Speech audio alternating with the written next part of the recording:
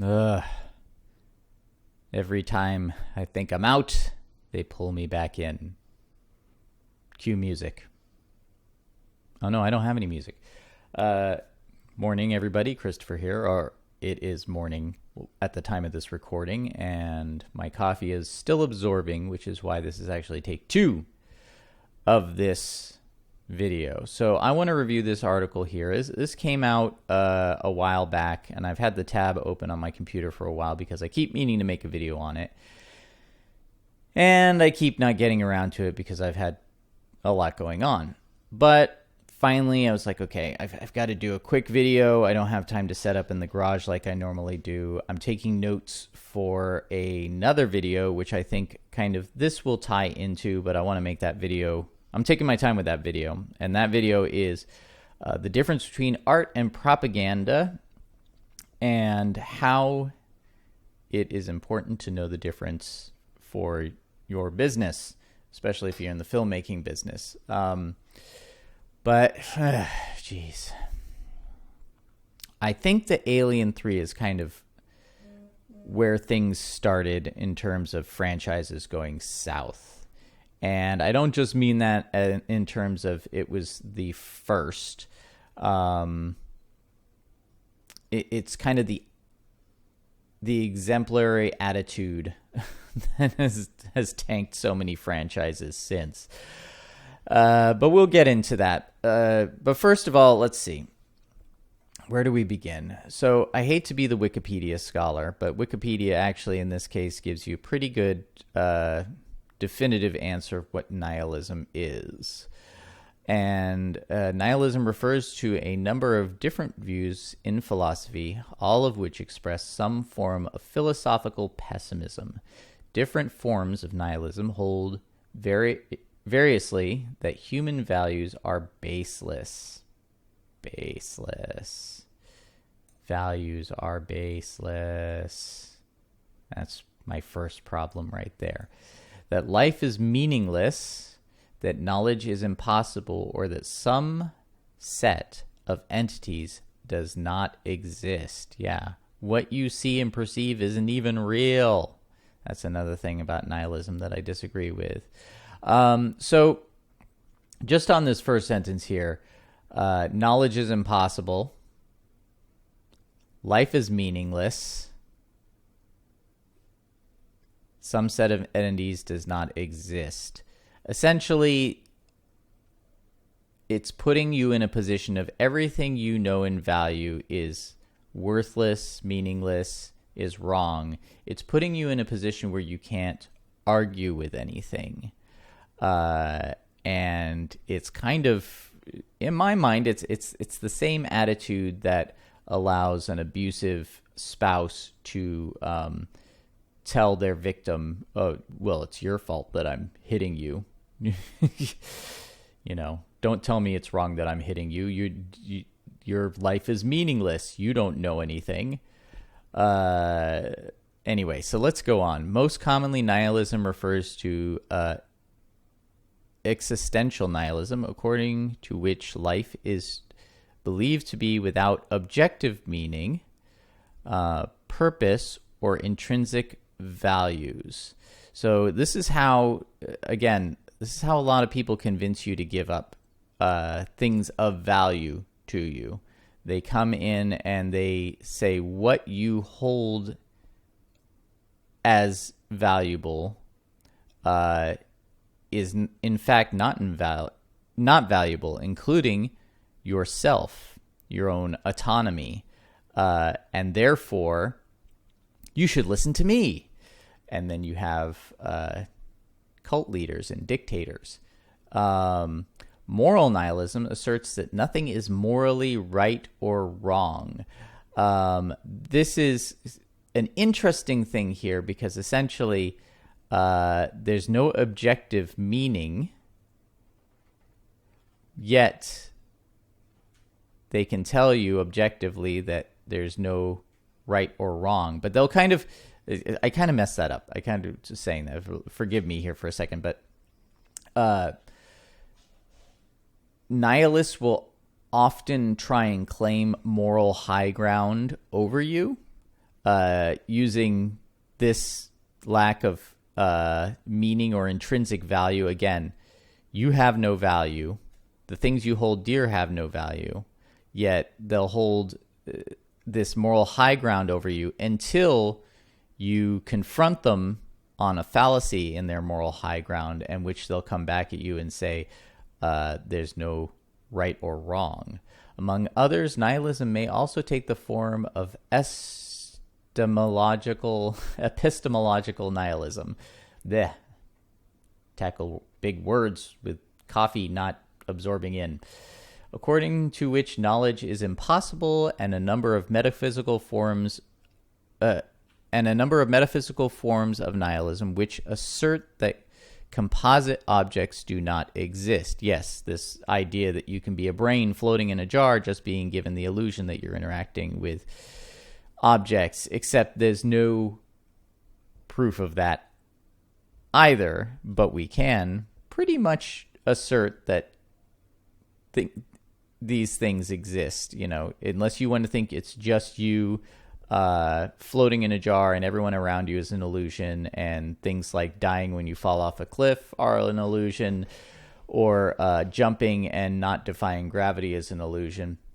That is a very narcissistic and self-centered point of view, but if you want to go with that, sure. But the problem is that if you're wrong, and you're judging your interactions with people based on that, then you're being extremely selfish. That necessary objects do not exist, or even that reality itself does not exist. I'm sorry, but this doesn't hold up. If I throw a brick at a window, it's going to do some sort of damage to that window, unless it's a really strong window. In case it'll do damage to the brick. Anyway, so I'm going to jump over to another page, which is 1984.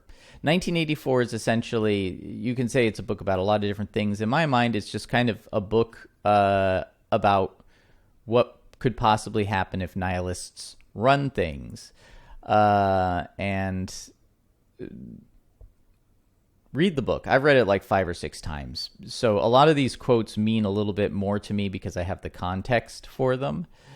Let's see. But here's one quote I was looking for. For after all, how do we know that 2 and 2 make 4? There are actually people arguing about this on Twitter right now, believe it or not. So Orwell was right again. Or that the force of gravity works. Or that the past is unchangeable. If both the past and the external world exist only in the mind, and if the mind itself is controllable, what then? See, again, this is kind of the core philosophy of cult leaders and dictators. You know nothing except what I tell you. The idea that somehow they can convince you that all of reality can be controlled if you ignore it. If you, if essentially they're making you crazy so that you will be obedient to their views and ideas. And then there's one up here. Let's see. Yes, doublethink means the power of holding 2 contrary beliefs in one's mind simultaneously and accepting both of them. So this is to me, kind of a core attribute of someone who embraces nihilism. It's that goalpost moving. Let's see. There's another one. Boy, there's a lot of quotes. Anyway, something to do with, how essentially every street is renamed, every statue renamed, every book rewritten. Man, maybe I should have another cup of coffee. Every book rewritten, every piece of history rewritten until time is stopped and there's only a constant present where the party is always right. So we finally get to the article. Alien 3, Understanding the Nihilism at the Heart of the Alien Franchise. So the Alien film franchise unfolds in a cold and hostile universe, and no film in the franchise understands that better than Alien 3, because the article says so. Of course, Alien 3 will always exist in the shadow of its two predecessors, because they are better movies. The film had a notoriously troubled life, both leading into and during production. I'm going to skip this because, Fincher's refused the label of director's cut, his vision lost, blah, blah, blah. Nobody cares about if a movie had a troubled production or not. When you sit down to watch a movie, it's you and the movie. And that's most audience members. Yes, I know there are super fans and movie buffs that this is important to them, but to the average viewer, no, it's not. So nevertheless, there's a lot to recommend Alien 3. The film commits to the franchise's idea of a truly hostile cosmos, a universe that seems actively antagonistic toward the idea of life or meaning. All right. I've talked about this before in other videos. The original Alien, although based on H.P. Lovecraft's At the Mountains of Madness, which Lovecraft was very nihilistic, at its core, whatever the intent of the writer, director, whatever, but at its core, it becomes a man versus nature story. Nature is always hostile. That doesn't mean it's meaningless, and I'm going to get into that as well. One of the attributes of nihilism is that it says because we can't find meaning externally, that means there's no meaning at all. There's entire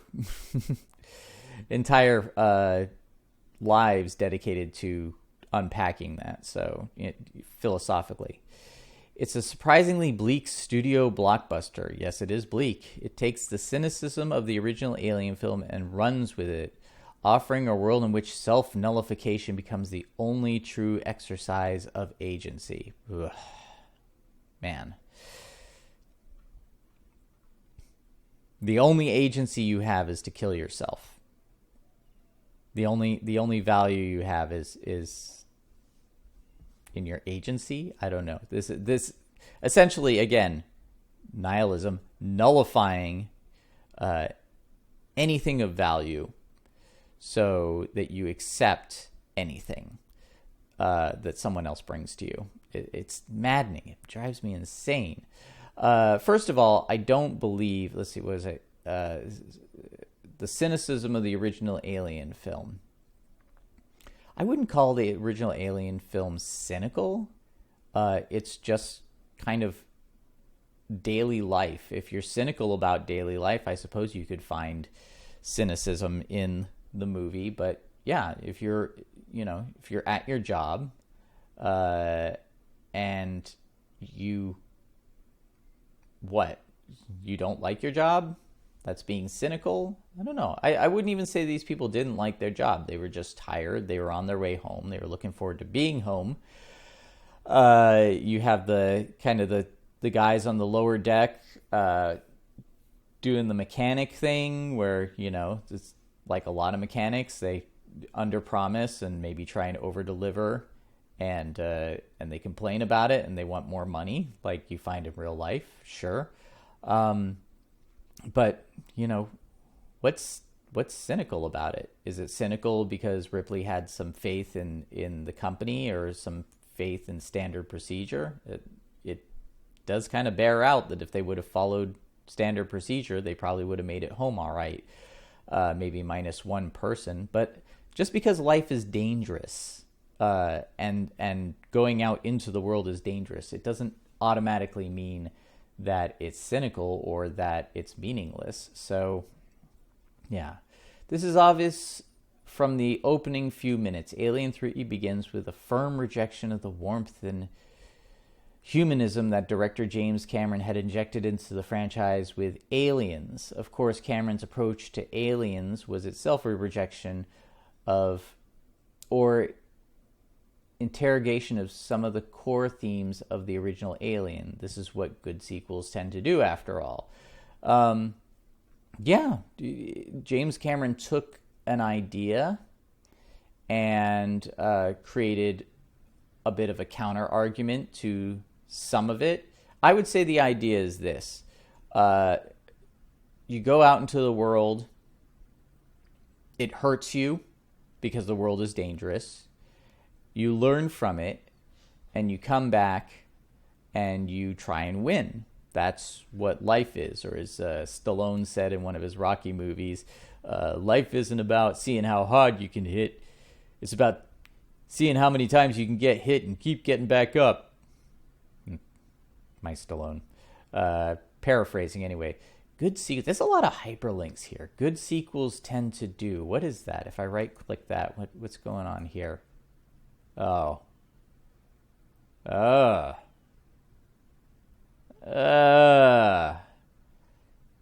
I see what kind of writer we're dealing with here. Ellen Ripley, Sigourney Weaver, had survived the original Alien by rejecting gender What? She survived by rejecting gender norms? What does that even... What? This reminds me of like 75% of Facebook, where people post stuff and you're like, why are you wasting my time with this nonsense? It's like either something like, look at this horrible thing. Like, yes, we know it's horrible. Everyone thinks it's horrible. You don't need to be congratulated that you noticed it's horrible too. There have been women in films for years. I just saw a thing. It's just like, it was a Kickstarter for a, looked like a promising science fiction thing, but they like led with, it's a female lead and let's buck the tradition of no women in sci-fi. It's just like, there's literally hundreds of science fiction movies that have women leads or co-stars. I don't know. Anyway, I'm going on a tangent. I'm just getting frustrated because it's, again, this is kind of this, there's no objective reality. It's like, we need more women in science fiction. There's plenty of women in science fiction. No, there's not. Well, here are the examples. That's not reality. Reality is whatever I want it to be. Stop. Sorry. Okay. What am I into? All right. I don't mean to waste your time with my ranting. I have a wonderful wife and two wonderful daughters.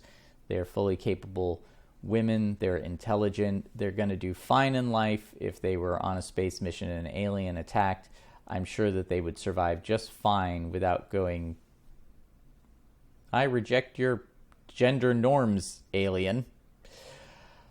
Let's see. Anyway, in Aliens, these gender norms subtly reassert themselves as Hicks. Michael Biehn becomes a surrogate husband, and Newt Carey becomes a surrogate daughter to Ripley. In keeping with Cameron's reoccurring preoccupation with the perception of the nuclear family.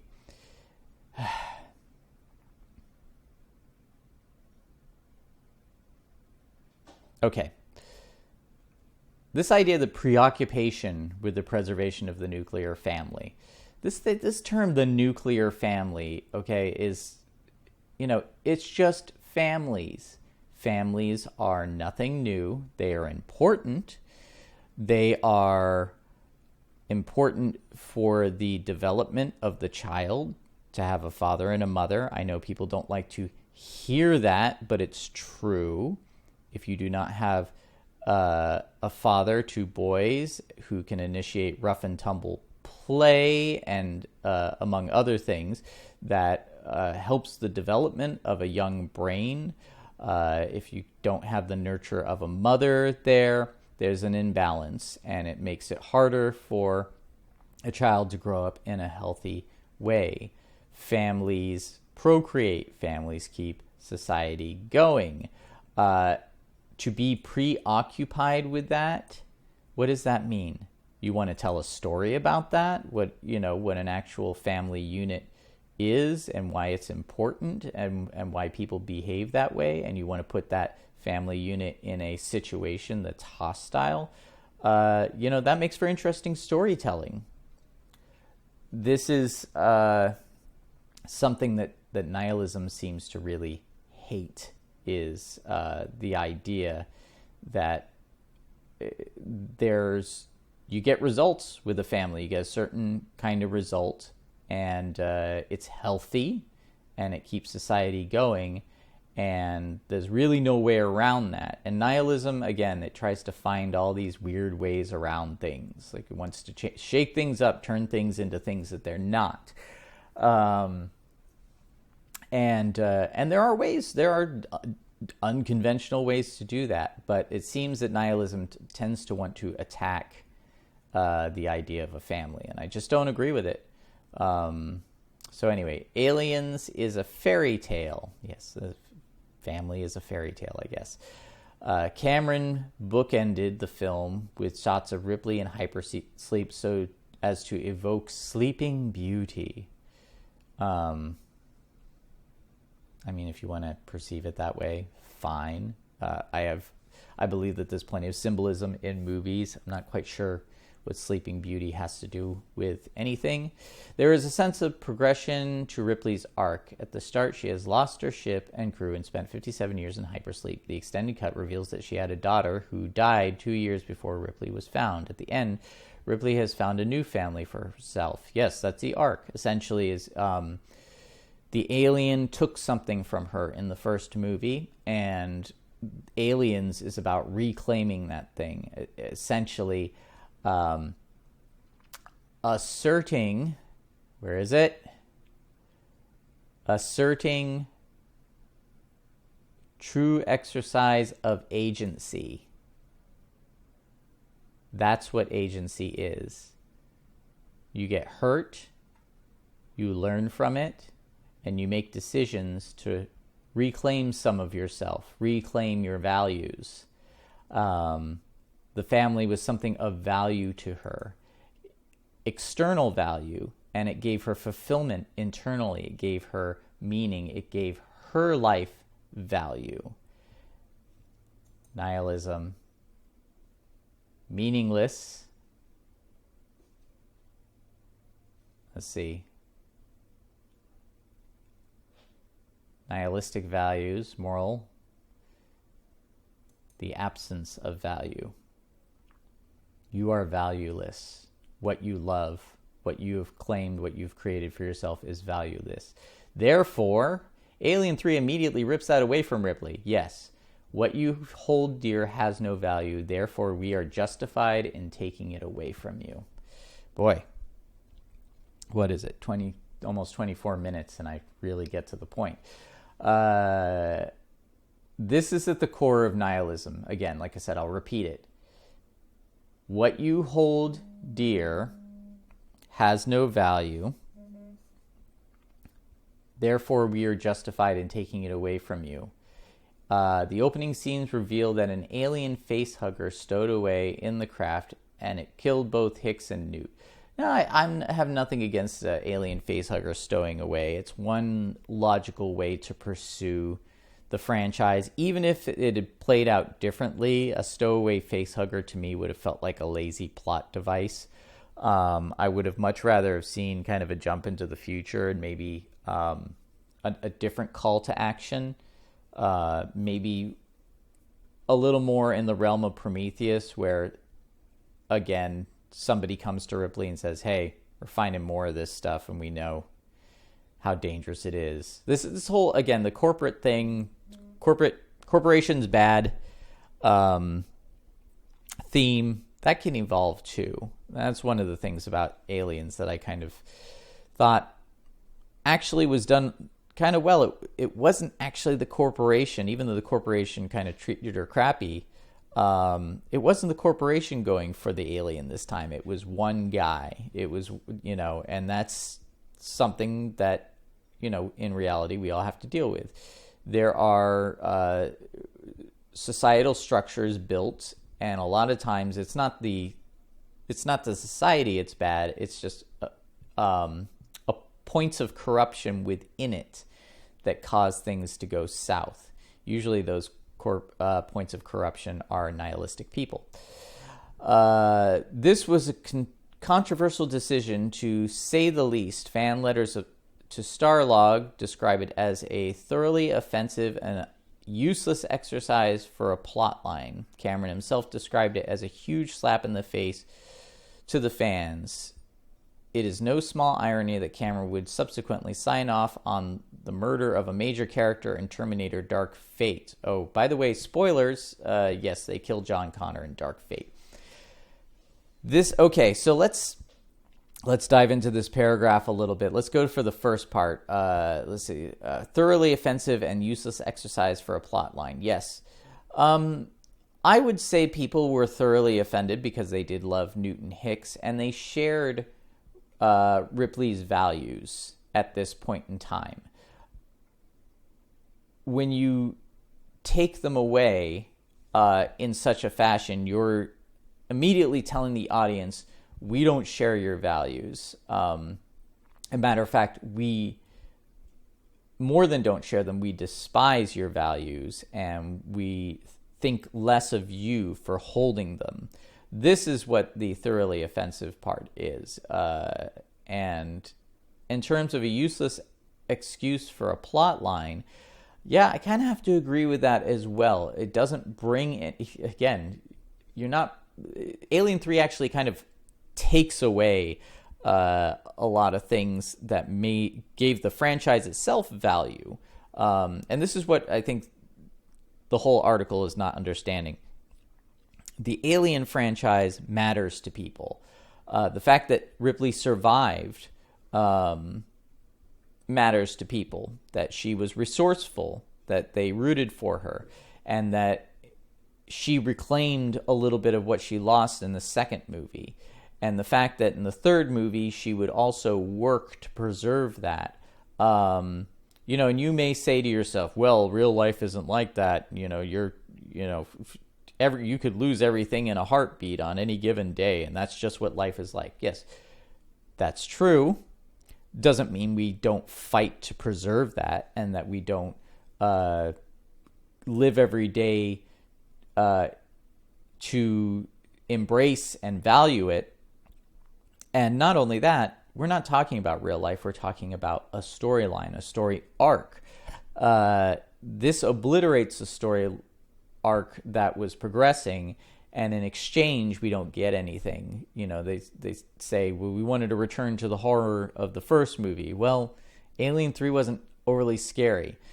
And once you have a bunch of aliens, where just to pull back to one, you could do it successfully, I suppose. It was an interesting idea, but I don't think it really worked.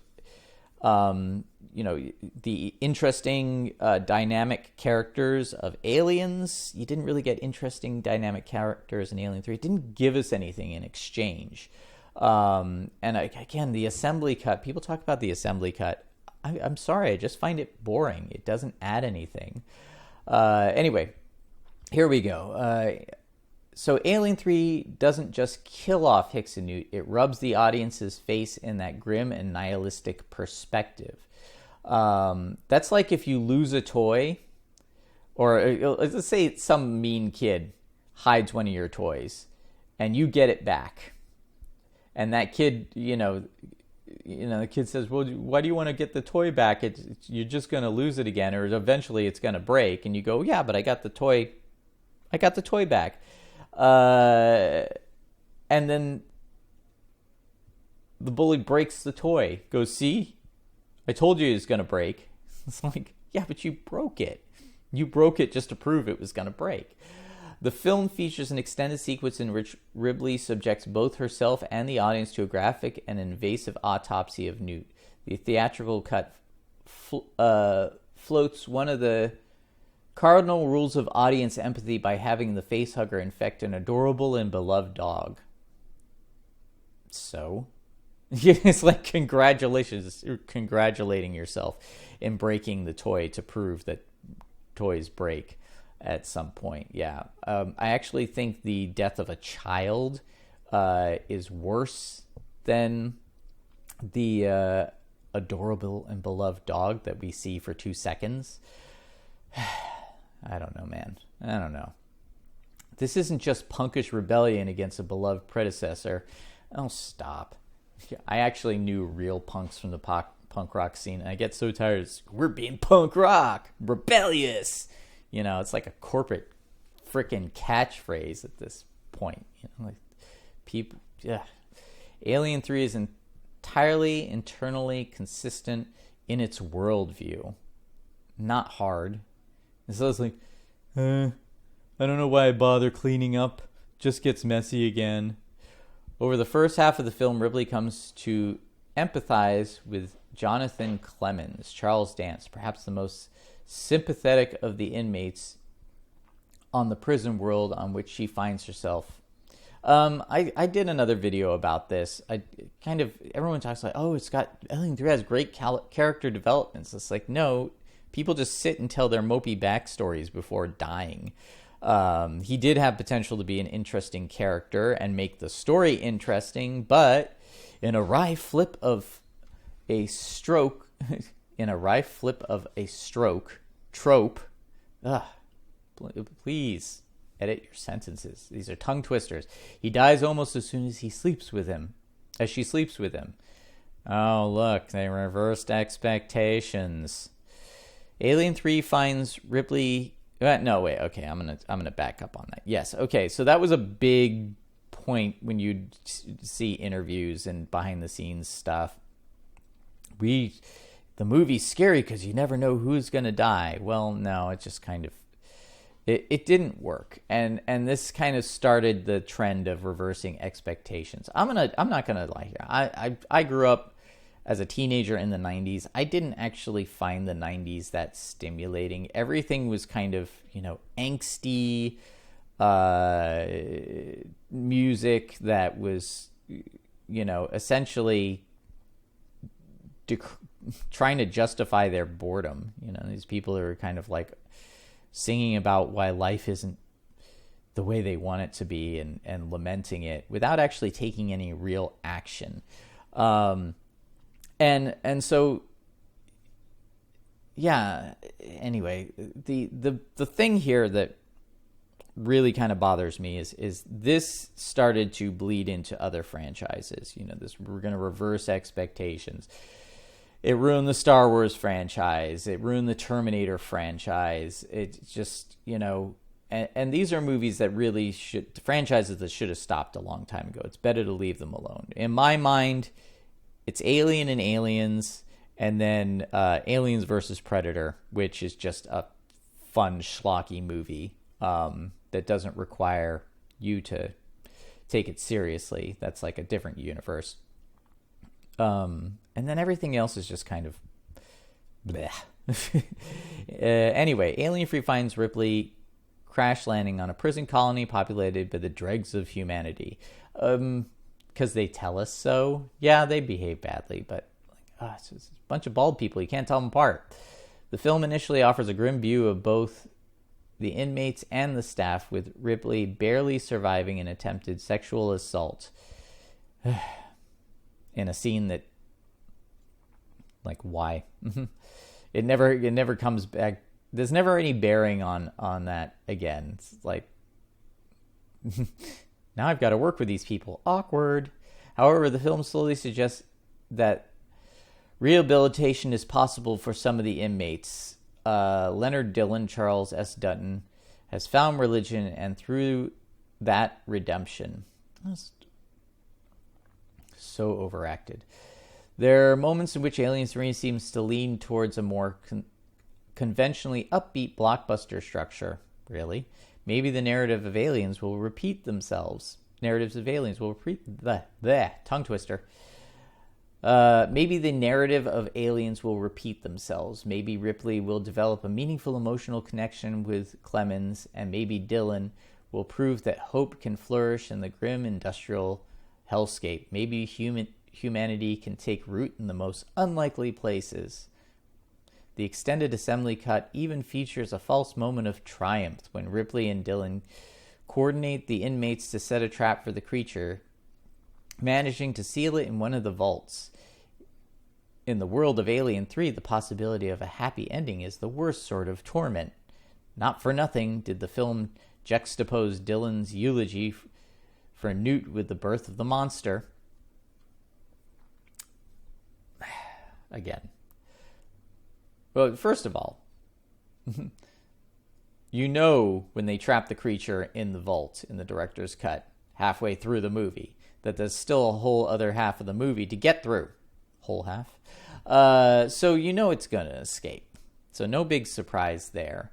The eulogy and the birth of the alien scene, that was one of the cringiest things ever. It was so music video, David Fincher being a music video director, you know, with the dissolves and the weird music and the really over-the-top, like, community theater sermon monologue thing. It was really community theater. Sorry. Alien 3 returns time and time again to the idea of religion and belief. Yes, because nihilism doesn't like religion and belief, so they want to make a mockery of it. This is kind of something that I see happening a lot, again, on Facebook. I've noticed lately there's a lot of, you know, people pointing at bad behavior and then saying for some reason that this is how Jesus would approve, or Jesus would behave this way too. And it's kind of this weird nihilistic thing. These aren't people that actually believe in Jesus or even know that much about Jesus for the most part. They're people who like to point to Jesus and kind of transmogrify him into them rather than them trying to live by his example, which was really the point of Jesus. Was he's supposed to be the perfect being. You're supposed to live by his example and learn from him. But, you know, people instead point to Jesus and go like, well, yeah, this bad thing over here is sort of like something that Jesus would say or do, therefore it's okay. Again, this kind of nihilistic reality is what I say it is. The xenomorph itself is repeatedly described as a beast or a dragon. Again, really kind of cliche and lazy thinking there. Calling it to mind the biblical imagery of the Book of Revelations or the visions of William Blake. Would have been cool if they might have tried to riff a little bit of Giger and Blake combo, but not really. I didn't really see any William Blake in there. And, you know, comparing the alien to a dragon with a bunch of religions, yeah, like, fine. Seems pretty lazy and unimaginative to me. However, the film's most cynical suggestion is that the xenomorph itself might be an expression of divine will or judgment. Oh, look, the religious people see a monster and think it's a demon. In this respect, Alien 3 feels like a forerunner to Ridley Scott's meditation on faith and divinity in Prometheus and Covenant. Oh, man. Was that also cringy? What would I call it? Like surface level, like, sorry. Demons, that's a thing, right?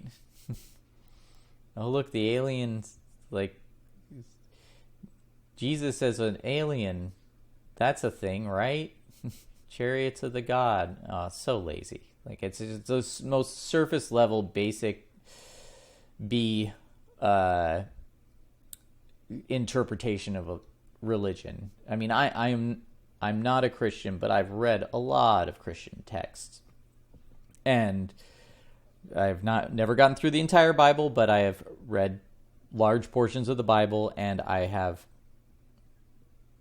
read a lot of different interpretations of the Bible, what different religions, different denominations think of it. It's really, like, most people who are not Christian do not understand at all what's going on in the Bible. There's so much more to it than just, you know, believe in God because we say so, like a lot of people like to portray, like in The Mist, like the Mrs. Carmody representation. Anyway, so where are we at? Alien 3 treats its monster as a source of religious reverence, embodying the grim existential horror of Blake's The Tiger. Did he who made the lamb make thee? Again, William Blake, read his stuff.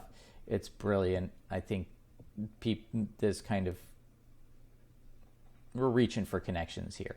In the assembly cut, Walter Golich, Paul McGann, and that's not to say that there wasn't, David Fincher wasn't referencing Blake, but again, in the assembly cut, Walter Golich releases the creature from its captivity in a sort of religious rapture. Tell me what to do next, he implores the abomination. His God cares not for his whims and feasts upon him.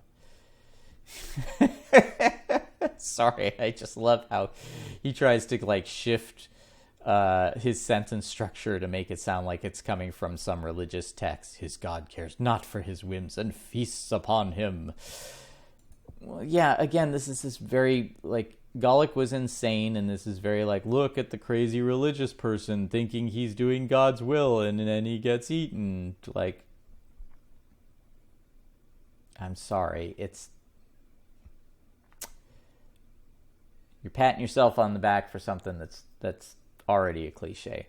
What is there to do in a universe where the closest thing to divine will look like a monstrous xenomorph? There is no escape from this prison. Ripley resurrects what little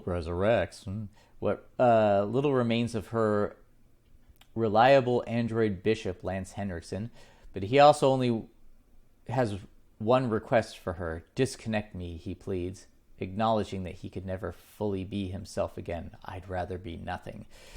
Wow. I believe Lance Henriksen did not like Alien 3 as well because of the nihilism. And here's the problem I have with that moment. Disconnect me, he pleads, acknowledging he can never be fully himself again. I'd rather be nothing. Yes, that's a defeatist attitude.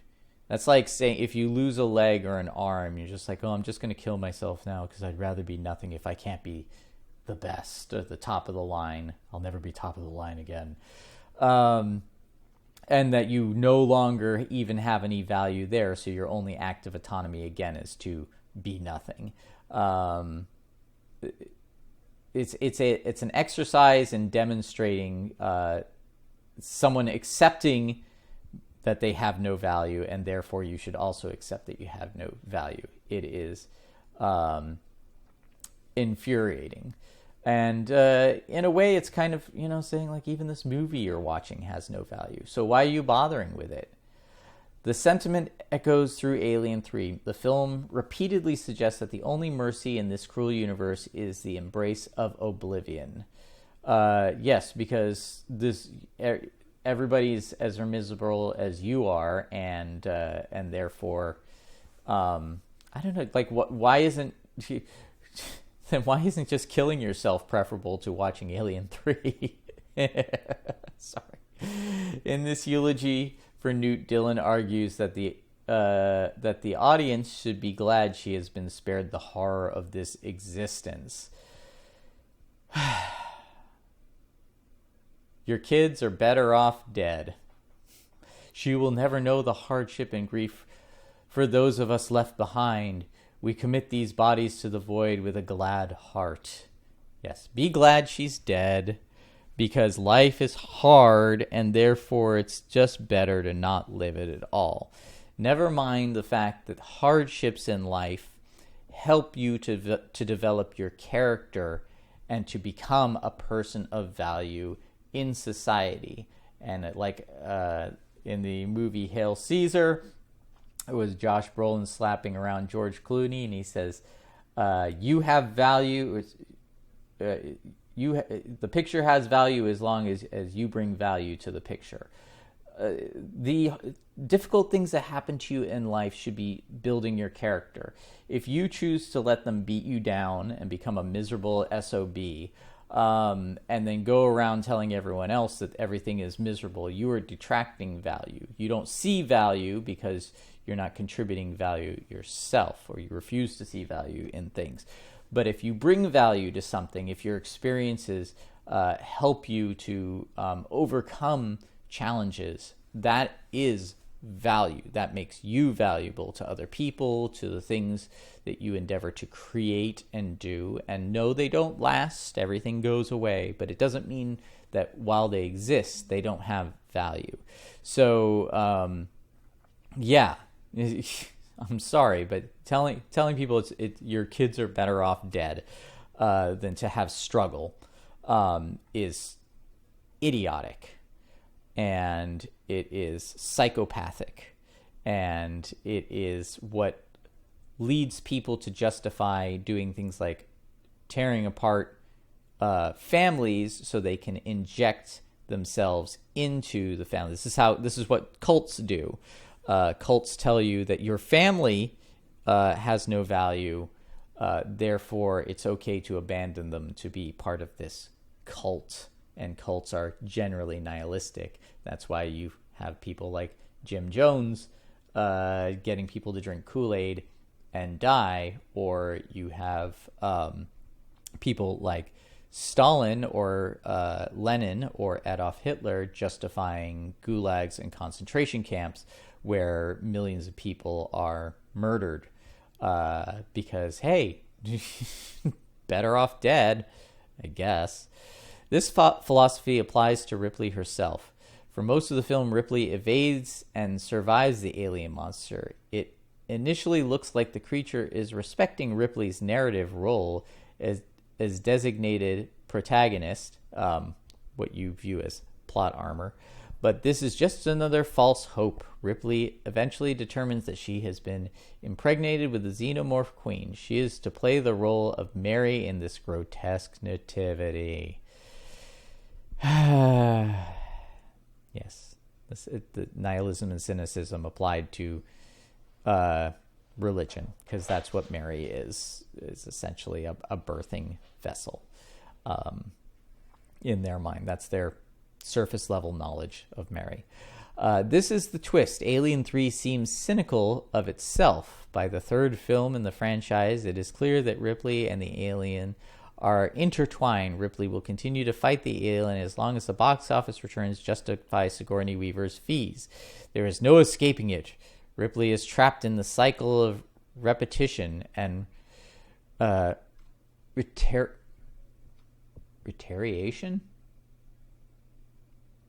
I'm going to come back to that word. Even if she escapes now, she'll just end up facing it again in another sequel. Well, she could always just refuse to come back for another sequel, and if they want to keep the franchise going. But, it's all right to have a continuing story. It's fine. If she wanted to die, there were ways to do it, and I cover this in my video about Alien 3, how I would do it. There are ways for her to sacrifice herself and for it to have meaning beyond better off dead. It's the ultimate toxic relationship. Yeah, well, toxic relationships are generally based on nihilism. But it's the only one that exists because Ripley is a fictional character whose entire existence is built around the creature.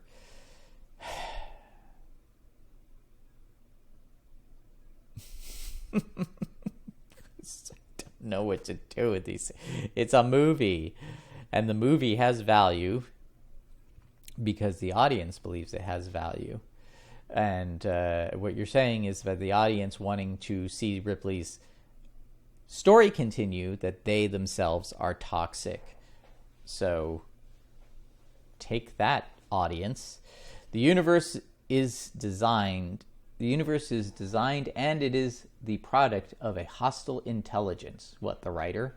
In some ways, Alien 3 offers an extension of the critique of capitalism and that runs through it.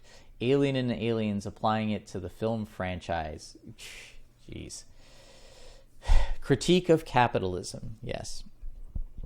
Our capitalist country where we have the healthiest population and the least famine and poverty. Not that it doesn't exist, but sorry folks, I'm a capitalist. I'm admitting it here. I'm what I would call a meritocratic capitalist, and capitalism and our people always talk about the capitalist economy and that sort of thing. Economies are people. Economies do not exist without people. And yes, there's critique of capitalism in the Alien franchise, but the Alien franchise would not exist without capitalism because box office makes it so that they are able to continue making these movies. So you can critique capitalism, and there certainly are people that do so in a healthy way. My critiques of capitalism are not capitalism bad, but rather there are different ways to handle capitalism, and so that, well, anyway, totally different discussion. But it's kind of, I don't know, it kind of gets tiresome, it's like it's a monster movie. Yes, there's foundational critiques of capitalism and all sorts of things in there, but ultimately those are foundations for the story to take flight from. Once you drag them back down to the foundation, well, essentially you're just, that's what burning a building to the ground is. You're just destroying something and bringing it back down to its foundation, going, look, the foundation is concrete. You could destroy that too, I'm sure. But again, nihilism is destructive that way. I know. I'm kind of rambling in a weird way, but we're seeing nihilism in play a lot lately. Alien 3 takes the nihilism of the Aliens franchise and its logical conclusion, yes, death and destruction, making Ripley's only escape from these repeated narratives death on her own terms. It is no surprise that Sigourney Weaver herself argued for the death of Ripley. She didn't want to keep coming back to the role, which she, Anyway, depressed at the cynical prospect of Alien versus Predator, still a better movie than Alien 3, it feels like an appropriate punchline that even death couldn't keep Ripley out of Alien Resurrection. Well, them's the breaks, kids. The result is a fascinatingly grim blockbuster that commits wholeheartedly and without compromise to the core philosophical outlook of the Alien franchise, that the universe is inherently hostile to humanity. Okay, so I kind of keep seeing these things like Alien was nihilistic, but it was a big blockbuster hit. It's like, yeah, because Aliens was a big blockbuster hit and everybody was really excited for a sequel. And Alien Resurrection kind of promised a return to that. So yes, there was box office to be made there, but it was kind of like this hopeful box office. And that's what I kind of see with people who justify Alien 3's choices as kind of these people that really wanted the franchise to continue to be great. And instead of acknowledging that, no, it took a complete nosedive, try and justify it so they can continue to pretend to themselves that this is a perfect franchise. That's my theory. Anyway, I know people get mad when I say that, but I do believe that there are people who are pretending to like Alien 3 for that reason. Anyway, it then pushes even further, suggesting that the only reasonable response to such cruel universe is self-negation. I've already covered that.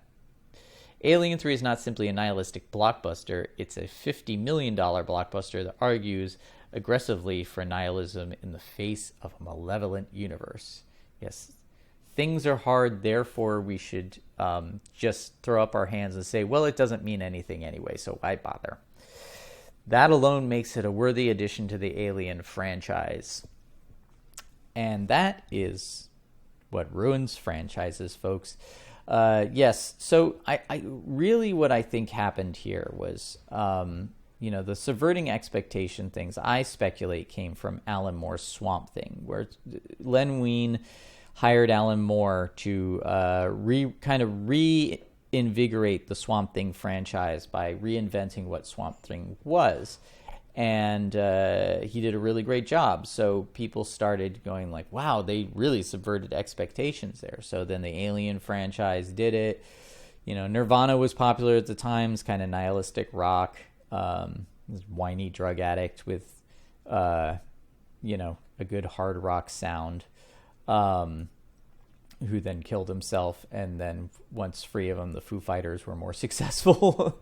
Although Nirvana will always be more iconic, but not a fan myself. And then, you get Star Wars, Disney Star Wars, that same problem, maybe not nihilistic so much overtly, but nihilistic in the way that it really felt that it had, that it knew better than the values of the original Star Wars, not really acknowledging that Star Wars, the set of values in Star Wars, which is family, loyalty, friendship, heroics, they thought that they knew better, and they didn't acknowledge, they go, what? I don't understand. We got the spaceships, we got Han Solo and Chewbacca back, and we got, lightsabers, and, they didn't realize that the reason that people keep coming back to that franchise is the values. They share the same values. And then the Terminator franchise just couldn't get it together, and then they turned around, like they noted in the article here, murder of a major character in Dark Fate. It's like, and then replaced it again with their more nihilistic take. They didn't understand why it was rejected, and that is because we valued, the Alien franchise is about Ripley.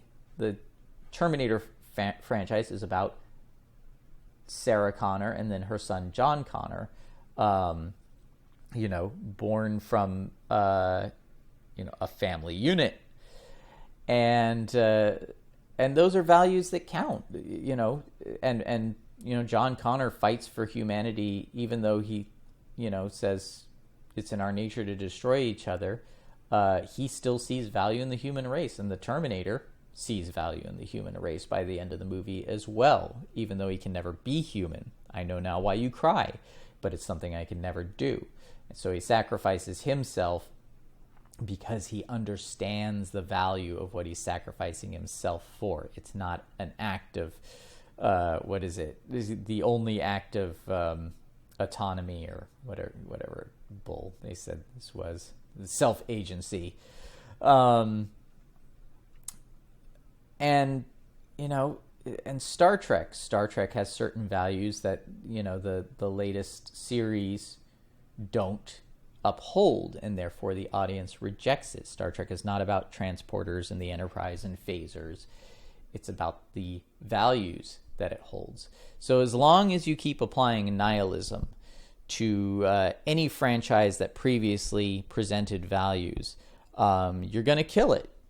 And you may appeal to other nihilists who are defeatist and don't see any value in anything, but ultimately that goes nowhere. Story-wise, it goes nowhere. When applied to life, it just leads to people with bad attitudes tearing down things that other people value and have worked hard to build, have struggled to build. So, no, I don't believe that the Alien franchise understands that it's... I don't believe that Alien 3 understands the nihilism at the heart of the Alien franchise. The Alien franchise is not nihilistic. Cameron took the movie to its next logical step, is you're a survivor. So what are you going to choose to do? When we meet Ripley at the beginning of Aliens... she's kind of let it overwhelm her. She has no purpose. And you can see that is affecting her. That is not good for her. And finally, when she finds purpose in Newt, she finds a reason to fight. She finds the value in her own life again, and the value in the things around her. So,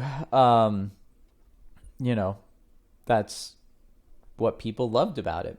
So you may not agree with me, and probably after an hour of me blathering on and reading through this, congratulations for making it through all of this. And I apologize that I don't have more videos for you this week, but I am working on a rather fun project that is paying the bills. And I've got more projects coming up, more videos coming up. And I will get those to you soon. So again, I should put a warning, blathering and ranting at the beginning of the video. But if you agree with me or disagree with me, I'd love to hear your thoughts in the comments. I am not a nihilist, obviously, so I'm never going to agree with a nihilist perspective. I feel like it's a disingenuous perspective embraced by people who choose not to see value and choose to ignore objective truth because it is convenient for them. And I don't think that that's a very good way to run your life. It's not going to get you good results. And I implore you to think about that. I also implore you to subscribe to my channel, like this video, share it, leave comments. Be sure to hit the notification bell for to be notified when there are new videos. Thanks to everyone giving to the Patreon. And please join me on my Backyard Indies Facebook film group. I'll leave a link to that below. And use the affiliate links to help support the channel as well if you are not a subscriber. So thanks for listening, and I will be back with more videos that will probably be better than this one.